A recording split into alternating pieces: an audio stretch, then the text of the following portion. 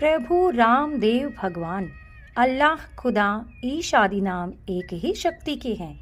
वह कौन है, कैसा है, कहाँ रहता है, किसने देखा है, यह प्रश्नवाचक चिन्ह पूर्ण रूप से हटाने के लिए अवश्य सुनिए जगत गुरु तत्वदर्शी संत रामपाल जी महाराज के अनमोल अमृत वचन, सभी पवित्र धर्मों के पवित्र शास्त्रों के आधार पर।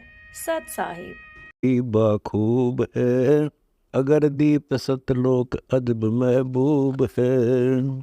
सूत्र पुत्र गर नारी छार सब गात रे। हरि हाँ महबूब कासे लाया नेह संगी नई साथ रे। हंस अकेला जाय हिरंबर हे तेरे। शब्द हमारा मान नाम निज थे तेरे। कोतल घोड़े पीड़ रथ संग पाल की। हरिया महबूब गज गए बरदल ठाठ निशानी काल की। हक हलाल पहचान बदी कर दूर रे। या मुर्गी रबरू गऊ क्या सूर रे। हिंदू खाएं हदीस मुसल तजमास रे। तू जाने दरिया व तेरा है कांस रे। तितर चढ़ी बुटेर बखे इलवान रे। हरि हाँ महबूब मुल्ला बंग पुकारे नहीं बैरा रहमान रे। रमजानी रमजान ग्यास चौसा दिया। पकड़ पछाड़ी रूह कहो यो क्या किया। खूनी खून गुजार खाल क्यों काटता। देख रब रहमान गले क्यों बाढ़ता।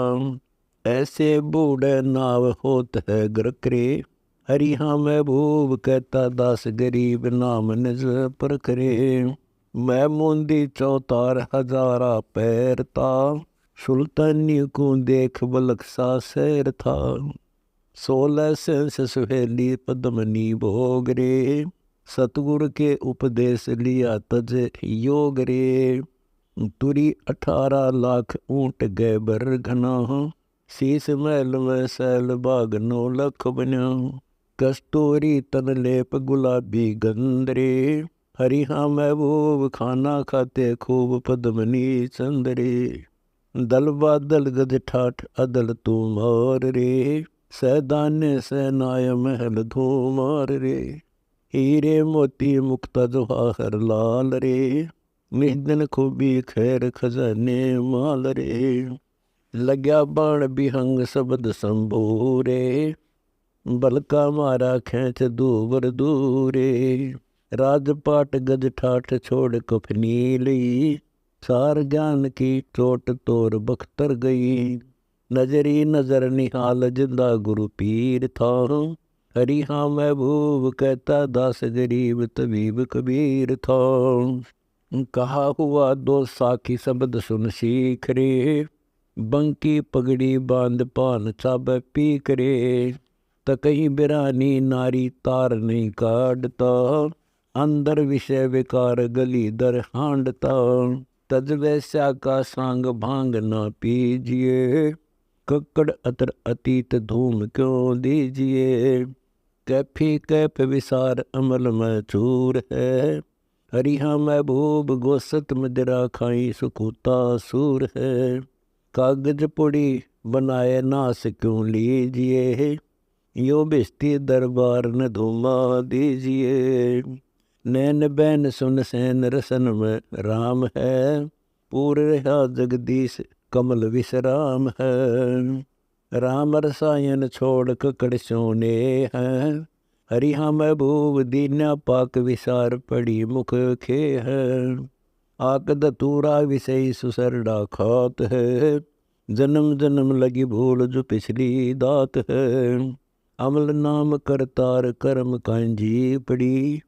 हरि हाँ महबूब कहता दास गरीब सुहंगम सत जड़ी।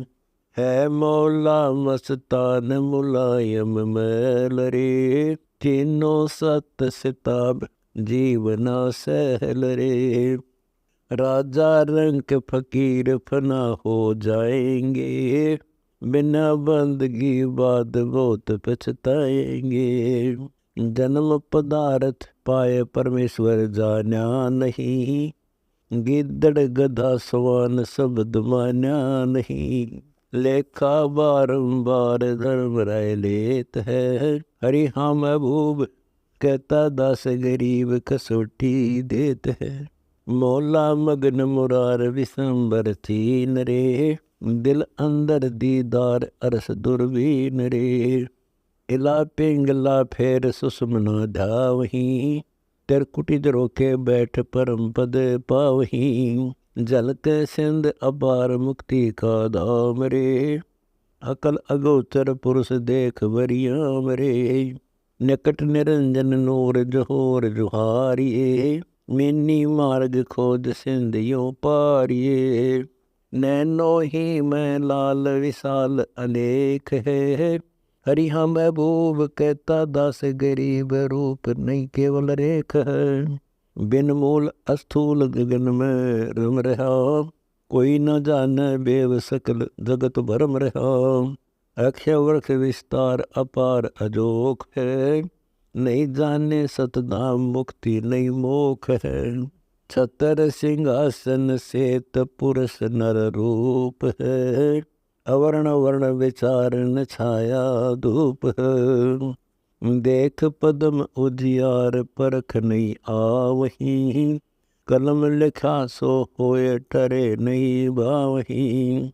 अविगत पूर्ण ब्रह्म परस परवान रे, हरि हाँ महबूब कहता दास गरीब जो शब्द पिछान रे। शिव ब्रह्मा का राज अंदर गिनती कहाँ, चार मुक्ति बैकुंठ समझ ए ताल है। शंख युगन की जूनी उमर बड़धारिया, जा जननी कुर्बान सुखा गज पारिया। एती उमर बुलंद मरेगा अंतरे, सतगुर लगे न कान न बैठे संतरे। 100 करोड़ मंडली के दुसावत संग है, सूर्य अनंत अपार पड़े बेनंग है। लंक सरीखा कोट चोट पैमाल है, मरना है मैदान सही शिरकाल है। रावण की रसरी तरंगीला राज था, 14 भुवन विमान मनोमयी साज था। इंद्र वर्ण कुबेर सुमेर सलामियाँ, हो गए अनंत घने बो नामियाँ। 33 कोटि की बंद व्यथा सुन लीजिए, बांध लया सब देव सजा सुर दीजिए। पकड़े जोरा काल सुकूप उसारियां, ऐसा छल बलकीन सुरावण मारिया। फोकट राजुर पाट पिटेगा अंतरे, हरि हाँ महबूब कहता दास गरीब फजो निज कंतरे। 1 लख जाके पुत्र 1.25 लख नातियाँ, रावण राज अपार जुबिर न भातियाँ। कुंभकर्ण से वीर हमीर हठील हैं, बलवंत अपरंपार जो अगम अडील हैं। योजन 4 मुकाम अटारी रंग है, जहाँ रावण की सेज मंदोदरी संग है। तरलोकी की ऐसे देख पल में गई, चौकी बैठे दूत 4 मुख में दई। 1 रति भर कंचन मांगा नहीं मिला, रावण राज विराज देख छारई रला। जब तब कोने काज राज की आश पर, बजर पड़ा है आन रावण की लाश पर। पल में खंड बिहंड सकल सेना भई, हरि हाँ महबूब कहता दास गरीब चरित्र है दई। क्या राजा क्या रैयत अतीत यति ही मरे, योद्धा गए अपार न चंपी सी मरे। या दुनिया संसार पतासा खांड का, जोरा पीवे गोल विसर्जन मांड का। काम क्रोध मद लोभ बटाऊ लूट ही, ईर्षि खुदे घट माही स्वभाव विधि कूट ही। संसा सोग शरीर सुरसरी बत है, नहाई 14 भवन गवन सारत है। दुर्मति दो जग बाबल बहु भांति है, सतगुरु बेटा होए तो निश्चय शांति है। आज जीव अनाथ पड़ा है बंद में, हरि हाँ महबूब कहता दास गरीब जगत सब फंद में। अकल विकल हो जाए सो सतगुरु बाहरी, मुझे उपदेश दिला दो। और कहा माता जी सही बात कह रहे थे सत परमात्मा, गीत यही लिखा है पुराणों में कि ब्रह्मा विष्णु महेश नासवान, लेकिन मैंने अपनी मानहीनता के कारण उस सत्य को स्वीकार नहीं किया, क्योंकि उस समय ये अच्छी आत्माएं होती थी। इतना विद्वान होते हुए परमात्मा को स्वीकार कर लेना ये भी एक बहुत महानता का काम होता है। इनको पंडित कहते हैं। कहते पंडित सोए जो ब्राह्मण सोए जो ब्रह्म पहचाने। जो भगवान पहचान ले वो ब्राह्मण है, नहीं तो ब्राह्मण नहीं है। बखत पर सौदा करे और कोठे डारे ज्ञान, समय आने पर अपना सौदा कर ले। इस अपने ज्ञान में पटक दे ठाके एक तरफ, वो विद्वान होता है, वो महान आत्मा होती है। सर्वानंद ने उपदेश लिया, अपना कल्याण करवाया। अब जैसे सर्वानंद कथा सुना रहा था, वो सर्वानंद जी ने जो कथा सुनाई वो परमात्मा की वास्तविकता को छुपा करके अपनी और ही कहानी सुना दी। जैसे संस्कृत में बोलता रहा, 1 घंटे तक बोलता रहा, तो वहां के विषय में एक थोड़ा सा प्रकरण रह गया बीच में। उसमें ऐसे शास्त्रार्थ होते थे कि लोग प्रश्न कुछ होता था, परमात्मा उनसे प्रश्न कुछ करते थे, वो उत्तर कुछ दिया करते थे।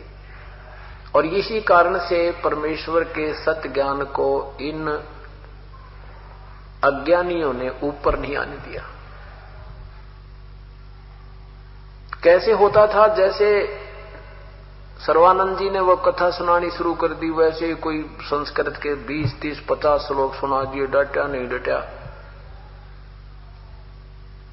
और श्रोताओं ने ताड़ी पीट दी, वाह सर्वानंद वाह सर्वानंद।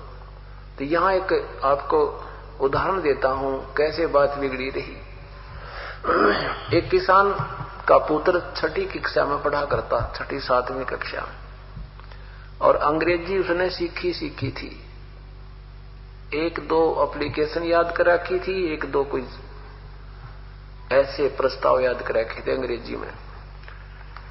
अब बच्चा बचपन में अंग्रेजी बोलती ऊंची आवाज में बोला करे, सुनाया करे, और पिताजी बड़ा प्रसन्न होता है कि मेरा बेटा अंग्रेजी बोलने लग गया। उस समय अंग्रेजों का प्रभाव था, अंग्रेजी बोलने वाले को उसमें विद्वान मानने लग गए थे, बड़ा शिक्षित मानने लग गए थे। तो दोनों एक बार अपने खेत में जा रहे थे बैलगाड़ी लेकर के, आगे से एक अंग्रेज आ गया अपनी कार गाड़ी में। उसने कार गाड़ी को रोककर उनसे हाथ दिया, उन्होंने संकेत समझकर बैलगाड़ी रोक दी। अब उस अंग्रेज ने अंग्रेजी में पूछा, मैं उस गांव में जा रहा हूं, क्या मेरा मार्ग ठीक है? अब उस पुत्र के पिता ने कहा कि बेटा ये अंग्रेज ना अंग्रेजी बोलकर हमें अपनी विद्वता की धाक जमाना चाहता है। अरे तुम भी तो अंग्रेजी जाने, सुना दे इसके भी।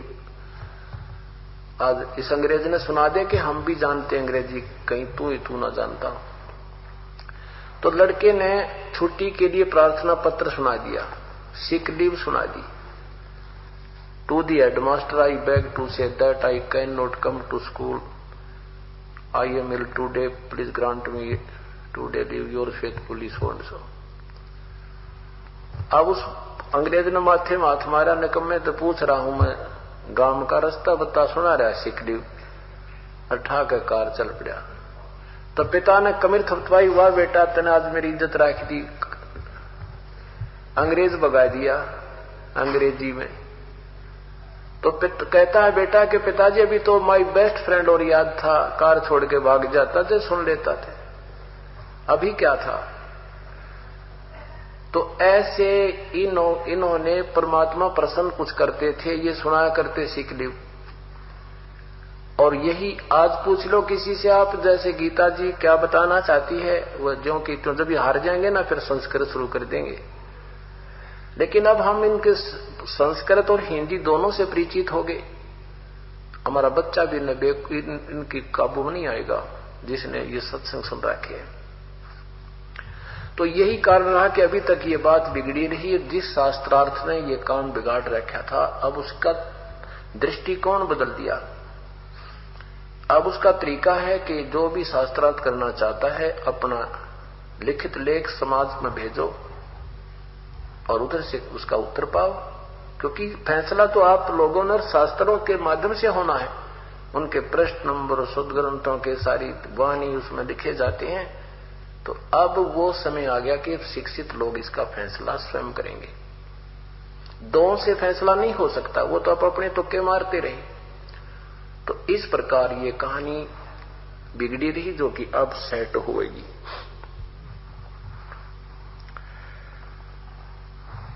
अब ये कलयुग जब आया है तो परमात्मा ने कहा था कि मैं अब अपना संत भेज करके अपने प्यारी आत्माओं को या स्वयं आऊंगा या अपने बच्चों को भेजूंगा, जो तेरे काल के जाल ने पर्दाफाश करेंगे। पुण्यात्माओं, अगर अब ये समय, इस समय और ये सत्भक्ति ज्ञान प्रारंभ नहीं होगा, ये होगा क्योंकि परमात्मा ने 600 साल पहले अपने कबीर सागर में लिखा है कि एक समय ऐसा आएगा ये कि पूरे संसार में, पूरे ही संसार में कबीर साहिब की ही भक्ति होगी, दूसरा मार्ग नहीं रहेगा। अब वो शुरुआत है, अब ये विस्फोट हो गया है। अब इस ज्ञान के आधार से आपको परमात्मा, इस नाम के आधार से परमात्मा आपको वो सुख देगा जो आप केवल सुना सुना करते हैं। हम सुना करते थे लेकिन प्राप्त नहीं होता था, हम करते भी थे साधनाएं, हमें कुछ नहीं मिलता था। अब वो कलयुग आ गया है। परमात्मा को पता था कि कलयुग में ये पूजाएं करेंगे और शास्त्र विरुद्ध करेंगे, इनसे कोई इनको लाभ होगा नहीं, और फिर ये मेरे संत, मेरे दास के पास आएंगे। यहां आते इनको वो सुख होंगे, ये सोचते रह जाएंगे, दांतों तले उंगली दबाएंगे, फिर ये मेरे बच्चे मुझे पहचान जाएंगे भगवान कौन तथा कैसा है, भगवान क्या करता है, परमात्मा क्या लाभ देता है, उसकी परिभाषा क्या होती है। फिर सभी सदग्रंथ गवाह दे रहे हैं, सभी सदग्रंथ गवाही दे रहे हैं। पवित्र चारों वेद कबीर परमेश्वर की महिमा गा रहे हैं। कबीर अंगारी असी बंभारी असी, रत सवर ज्योति रत धामा असी।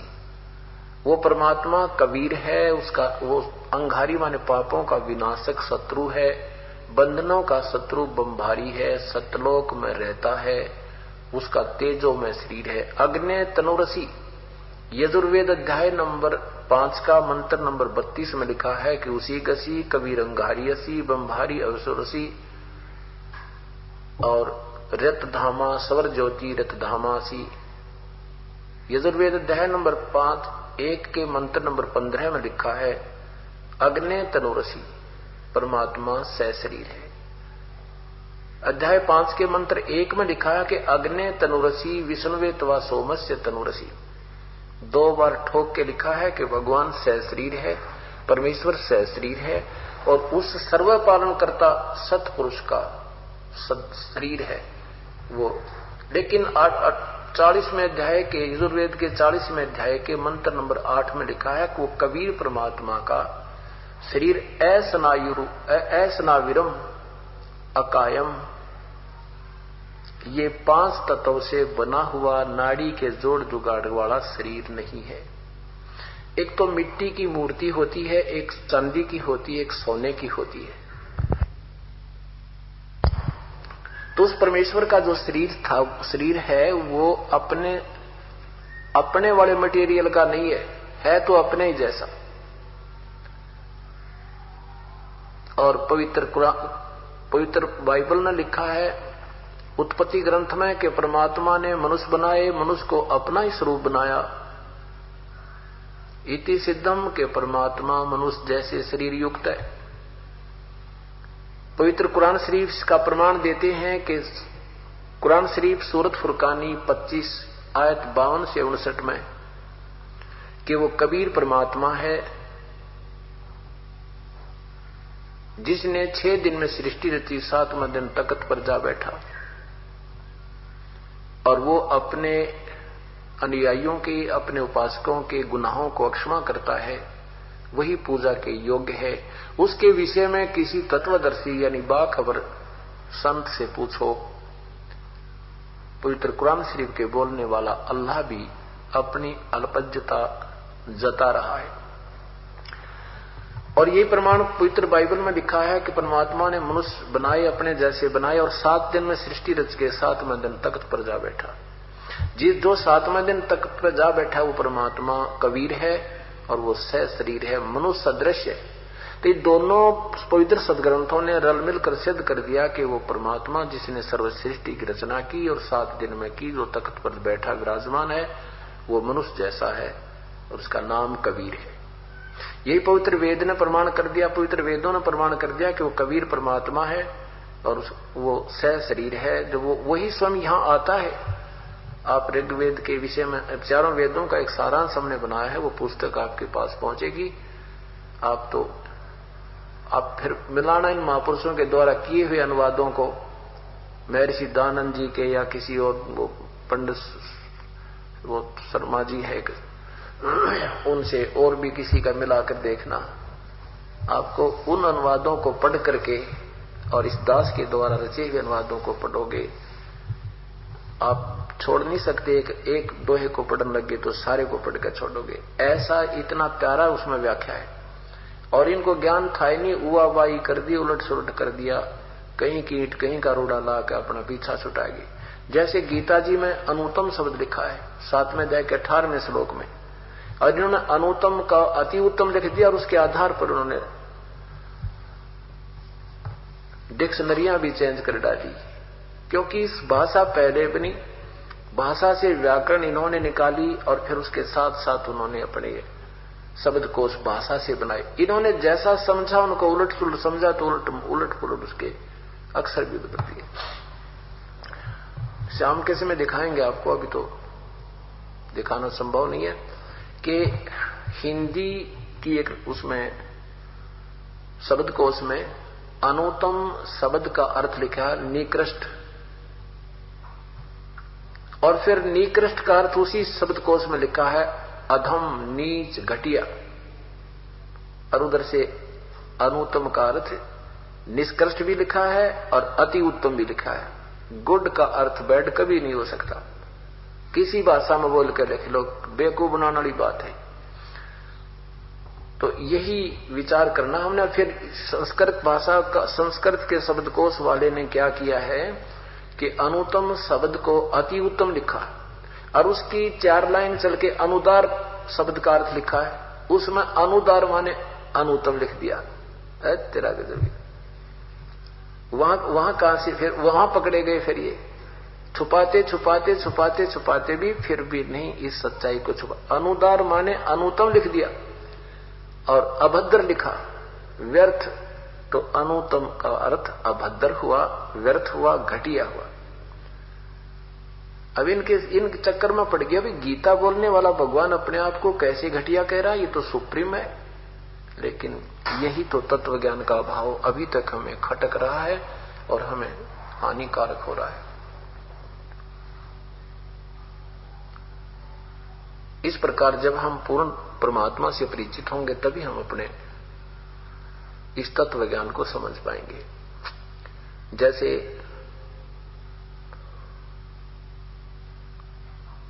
परमात्मा की परिभाषा को समझने में हमें कई प्रकार का सहयोग लेना होगा।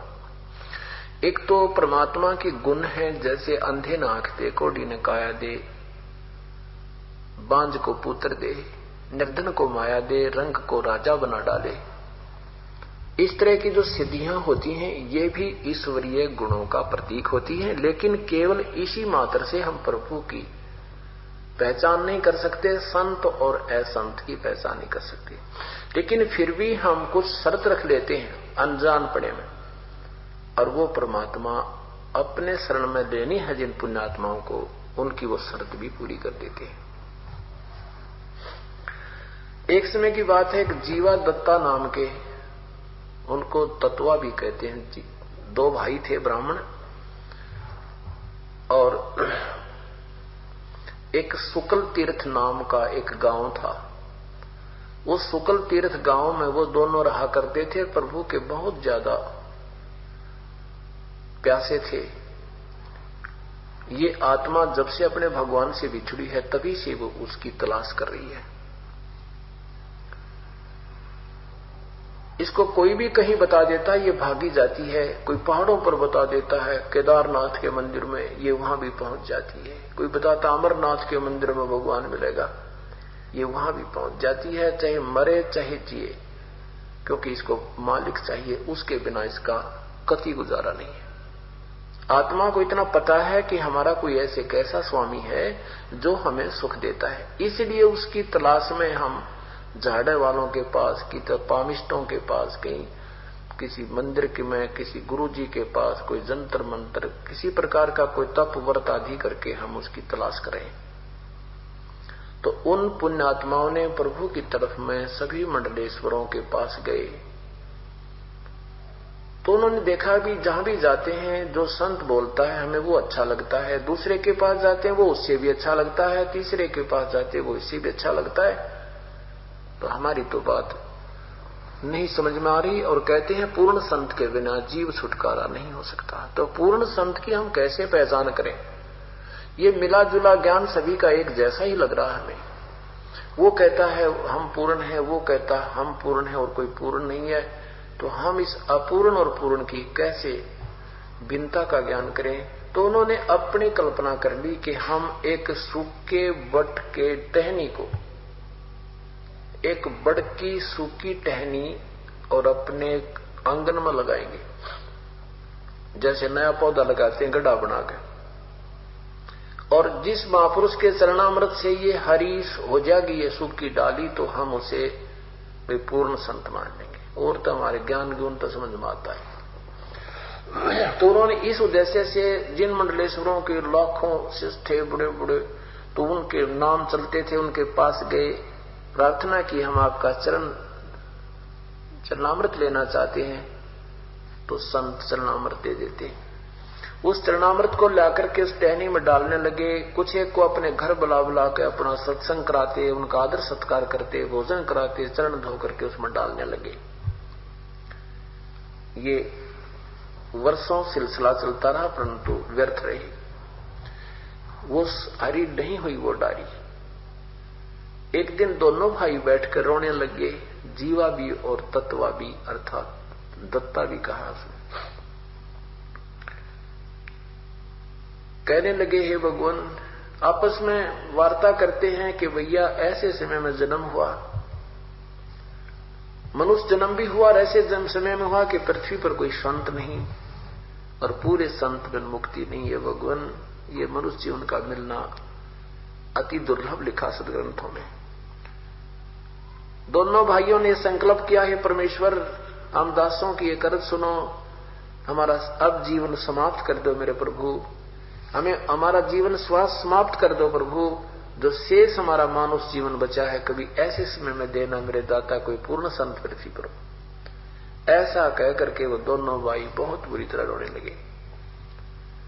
पुण्यात्माओं, जब तड़फ बनेगी आत्मा को परमात्मा की, इसका बुरा हाल हो जाता है। अभी तक तो हमें नशा है इस काल की भांग का, ये जब उतर जाएगा, जब देखना आपने कोई चीज सथाई नजर नहीं आवेगी। परमात्मा कहते हैं क्या मांगो कुछ थिर ना रहा, ये देखत नैन चला जग जाई। कबीर साहब हमें बताना चाहते हैं कि के मांगा भगवान दे, कुछ भी तो सथाई को ना। क्या मांगो कुछ थिर ना रहा, ये देखत नैन चला जग जाई। 1 लाख पूत 1.25 लाख नाती, उस रावण के दीवान बाती। आवत संग न जात संगाती, ना तो कोई हमारे साथ आया और ना ही कोई जाएंगे जो साथ जाएगा।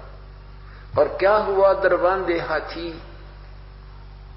कि जो द्वार पे तूने हाथी बांध लेते थे राजा लोग अपनी प्रभुता दिखाने के लिए, उस राजा के 100 हाथी तो भाई द्वार पर बंधे रहते हैं। एक हाथी का खर्चा बहुत होता है और वो उनकी समर्थता का प्रमाण होता है कि उस राजा के सामने तो भाई 100 हाथी तो वहां बंधे रहते हैं। तो परमात्मा कहते हैं ये 2 दिन के हाथी, झूठा फोकट राजोर पाट पटेगा अंतरे, सतगुर लगे ना कान न से ये संतरे, के राज और पाठ ये फोकट है, व्यर्थ है, अंत में तेरी बहुत विरानवाटी होगी, क्योंकि तुझे पूर्ण संत और सतगुरु नहीं मिले।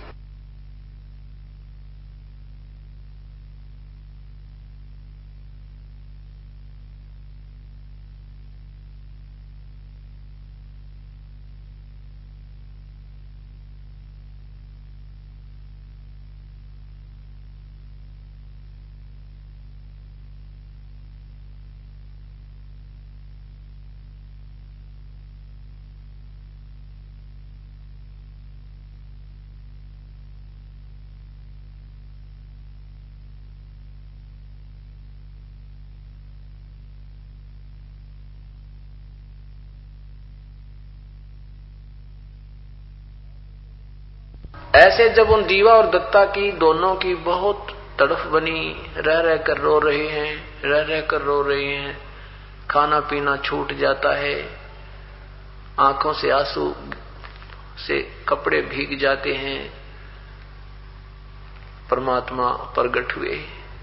परमेश्वर कबीर साहब उस नगरी में प्रगट हुए और वहां उनके दरवाजे के सामने ऐसे घूम रहे हैं जैसे किसी का घर ढूंढ रहे हों, अजनबी से बनकर। अब जीवा बाहर खड़ा था। जीवा ने बाहर खड़ा देखा तो परमात्मा के दर्शन करते ही आत्मा का खिंचाव बनता है, अपने आप खिंचाव बनता है साधु को देखते ही। तो जीवा को लगा कि जैसे ये संत कुछ विशेष कसक युक्त है, इसके चेहरे से ही कुछ मुझे आभास हो रहा है। अपने भाई दत्ता से आवाज लगाई, अंदर आकर के दत्ता एक महात्मा आया है, आपकी आज्ञा हो तो साधु को घर ले आऊं। अब दत्ता ने कहा कि जीवा रहने दे, दबी दबाई बात नहीं, ये संत नहीं रहे पृथ्वी पर, और कई दिन रोना पड़ेगा, इनके पास खक नहीं है भाई, रहने दे दो। अब जीवा कहता है आपकी आज्ञा हो तो मेरा मन करता है कि इस संत को ले ही आऊं। तो दत्ता ने सोची भाई की आत्मा क्यों मैंने दुखी करी, यूं चाहता है तो भाई ठीक है ले आ, तेरी इच्छा है तो मैं क्यों मना करूं। इतने में परमात्मा वापस फिर आ जाते हैं उसी गली में। जीवा ने कहा कि महात्मा जी ये दास का मकान है, झोपड़ी है, कृपा पद रखिए। कबीर साहब अंदर चले गए, बैठना दे दिया परमात्मा को, जैसा भी घर पर उपस्थित था एक मुड्ढा सा एक शटोल दे दिया, परमात्मा विराजमान हुए और एक तसला ला करके उसमें पात्र ला करके और पैर धोए, सर्वप्रथम चरण धोए। चरण धो करके दत्ता ने कहा जीवा संतों के चरणामृत को कहीं न डालिए गली में, पौधे में डाल देना कि कहीं भाई को याद ना रहे, इसको संकेत कर दिया। ऐसे वैसे नहीं डालते संतों के चरणामृत को, पौधे में डाल देना। अब ज्यों ही जीवा ने वो पात्र को नीचे उलेड़ा पानी को, डालते ही डालते उसमें हरी हरी कोपल फूट गई, बिल्कुल जैसे नया पौधा उगता है ऐसे पत्ते सुंदर सुंदर कोपल फूट गई। बोलो सतगुरुदेव की जय। और वहीं से आवाज लगाई कि दत्ता आजा भगवान मिल गए, आजा प्रभु मिल गए। अब दत्ता गया, क्या बात होगी कि देख ये होगी हरीडारी। दोनों भाइयों ने जाके के पैर पकड़ दिया और बहुत जैसे बालक रोया करें ऐसे चरणों में गिर गिर कर रो रहे हैं, कहने लगे प्रभु आप कहां छुपे थे, ये मालिक आप पहले क्यों नहीं आई, हमने तो सोच लिया था कि पृथ्वी पर संत नहीं रहे। परमेश्वर ने कहा कि जिसमें इस पर कोई संत नहीं होगा तो आग लग जाएगी इस पृथ्वी पर। हम गुप्त प्रत्यक्ष या अप्रत्यक्ष रूप में जीवा यहां पर रहना पड़ता है, हमें किसी ना किसी कोने में हम किसी ना किसी रूप में रहते हैं। दूसरी बात है हमें कोई पहचान पावे ना पावे फिर भी हम अपना कुछ ना कुछ ज्ञान मालिक का अपना ही विषय में अपना स्थान बनाए रखते हैं। यदि मैं पहले आ जाता, आ तो मैं पहले भी जाता, लेकिन तुम्हारा काम बिगड़ जाता, कैसे पुण्यात्माओं इस शिक्षा ग्रहण करनी हमने इन कथाओं से। उपदेश लेने से पहले आपने जो छानबीन करनी है गुरुदेव के विषय में कर लीजिए। उपदेश लेने के बाद अगर आपके मन में उथल पुथल होती है कि संत पूर्ण नहीं है, कहीं ऐसा ना हो वैसा नहीं है, तो आपकी आस्थाहीन हो जाने से आपका नाम समाप्त हो जाता है। ये तो परमात्मा ने हमें एक ऑप्शन दी है आपको, कलयुग के अंदर पता था उसको कि ये बहुत काम बिगाड़ रखा काल ने, शीघ्र से इनको विश्वास नहीं हो पाएगा, क्योंकि 9 नकली दुकानों पर जाने के बाद प्राणी 10वीं को भी नहीं स्वीकार करता। शीघ्र कहते हैं दूध का जला हुआ लस्सी को भी फूक फूक कर पीता है। तो इस 10वीं दुकान पर जब प्राणी आएगा तो उसकी यही स्थिति हो चुकी होती है। वो सब जगह जा चुका होता है, सैकड़ों ना जाने कितने संत और कथाओं को सुनकर वो बिल्कुल जो है ना बहरे कान हो चुके होते हैं। फिर भी परमात्मा ने पहला मंत्र आपको इसीलिए दिया है कि प्रथम मंत्र तक भी आप में कोई उथल पुथल होती है, पुनर्उपदेश लीजिए। मालिक ने इतनी दया की हमारे ऊपर कि इनका दोष नहीं बेचारों का, ये इतने भ्रमित कर दिया है गलत ज्ञान से कि बहुत देर में सेट। मनुष्य जीवन अनमोल है, इसे ऐसे ही व्यर्थ न गवाएं। जगत गुरु तत्वदर्शी संत रामपाल जी महाराज से नाम दीक्षा लें और अपना कल्याण कराएं। ऐसे ही आध्यात्मिक वीडियो देखने के लिए हमारे चैनल गुरु गोविंद चैनल को सब्सक्राइब करें। बोलो सतगुरुदेव की जय।